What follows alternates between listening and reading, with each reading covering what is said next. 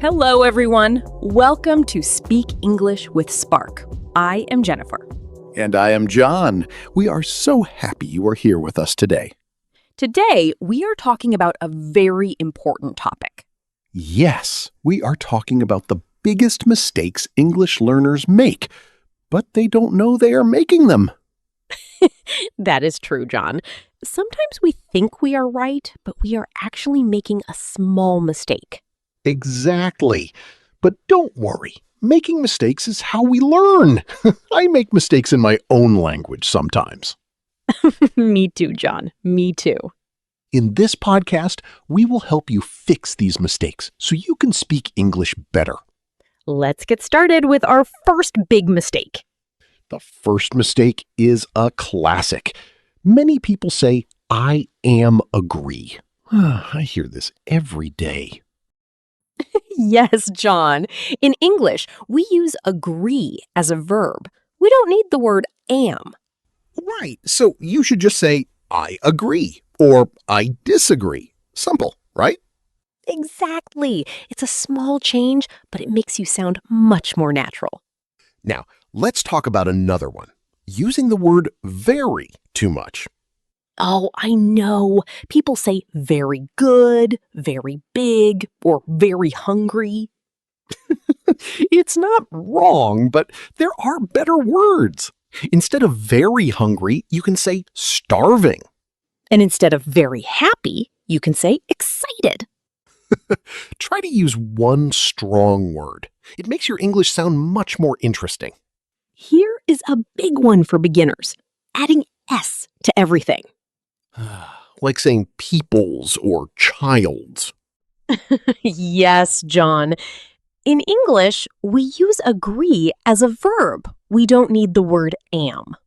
Right. So you should just say, I agree or I disagree. Simple, right? Exactly. It's a small change, but it makes you sound much more natural. Now, let's talk about another one. Using the word very too much. Oh, I know. People say very good, very big, or very hungry. It's not wrong, but there are better words. Instead of very hungry, you can say starving.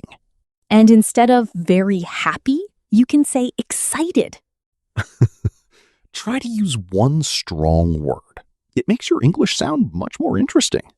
Here is a big one for beginners, adding S to everything.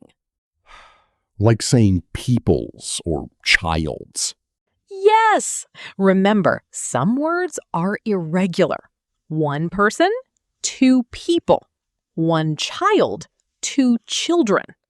It is easy to forget because we love the letter S for plurals. Just take a deep breath and remember, no S for people.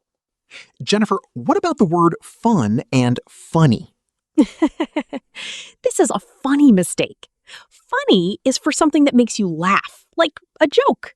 Right, but fun is for an activity you enjoy, like a party or a game. So if a movie is exciting, it is fun. If it makes you go, ha ha, it is funny. Don't mix them up, or people might think your favorite hobby is a joke. Let's talk about food. Many learners say, I am boring. Oh no!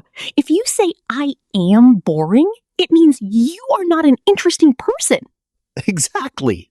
If you want to say the movie is not good, you say, I am bored. Right. Bored is how you feel.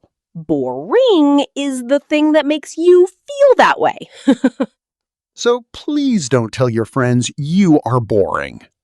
Here is another common mistake, using it when it is not needed. Like saying, my car, it is blue. Yes, you don't need it there. You already said my car. Just say, my car is blue. It is shorter and easier. We often want to translate from our first language, but English likes to be simple. Jennifer, let's talk about the word delicious. I love this one. People say the water is delicious. Water is good, but it doesn't have a strong taste. Right. Delicious is for food with a lot of flavor, like cake or pizza. For water, just say it is refreshing or it is cold. What about go to home? I hear this all the time. Me too. We say go to the park or go to the store, but home is special. Yes, you just say, I am going home. No to. Home is so important, it doesn't need a partner. Now, let's look at say and tell. This is very tricky for A1 learners. It is.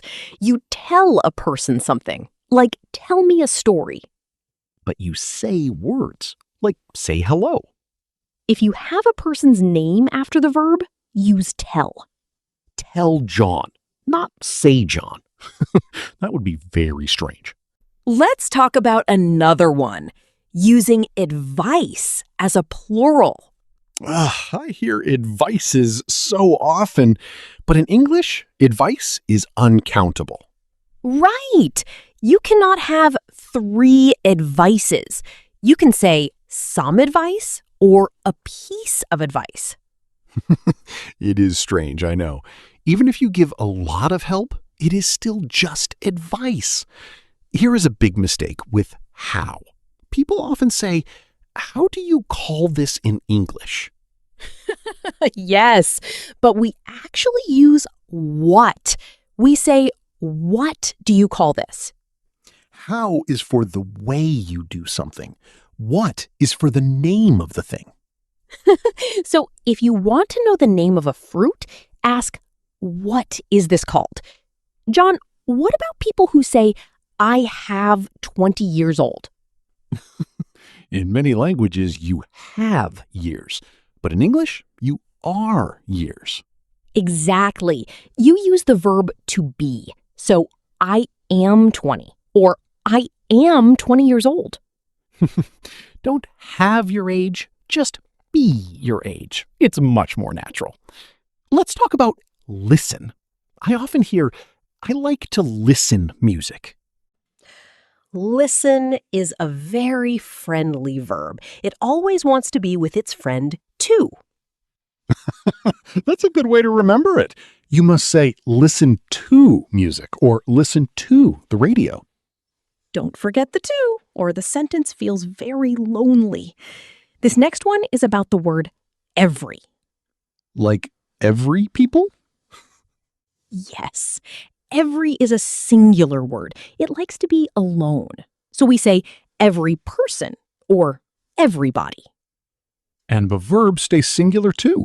Every person is happy, not every person are happy. It's a lot to remember, but every always means just one at a time. Let's talk about something we do every day. Working. Many people say, I am going to my work. Yes, that is very common. In English, we usually treat work as an activity, not always a place. It is better to say, I am going to work. Exactly. You don't need the word my. If you are going there, we already know it is your job. Right. Or you can say, I am going to the office, but I am going to work is the most natural way to say it. Simple and fast. Now, this next one is a bit tricky. It's about the word information.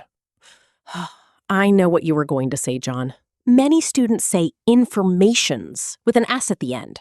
Yes, but just like the word advice we talked about earlier, information is uncountable. You can have a little information or a lot of information, but never informations. It feels like there should be an S because there are many facts, right? But in English, the word stays singular.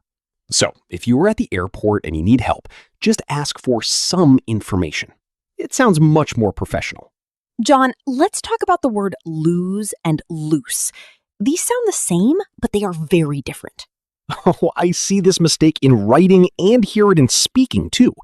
Lose with one O means you cannot find something. Like, I always lose my keys. I do that every morning. But loose with two O's means something is not tight. Like, my trousers are too loose. I need a belt. So if you lose your belt, your pants will be loose. That is a perfect example, John. One O is for the verb, and two O's is for the feeling of your clothes. We are almost at the end. Let's talk about history and story. This is a big one for many learners. They say, I told him a great history about my vacation. A history is about the past of a country or the world, like the history of kings and queens. Right. But a story is something you tell your friends. It can be a joke, a movie plot, or something that happened to you yesterday. So if you went to a party, you tell a story. If you talk about the year 1920, you talk about history. Don't make your vacation sound like a school book. We are at our final point for today. This is about saying thank you. Sometimes people say, I am very thank you. We know you are happy, but we don't say it that way. You can say, thank you very much, or I am very thankful, or just a simple thanks a lot.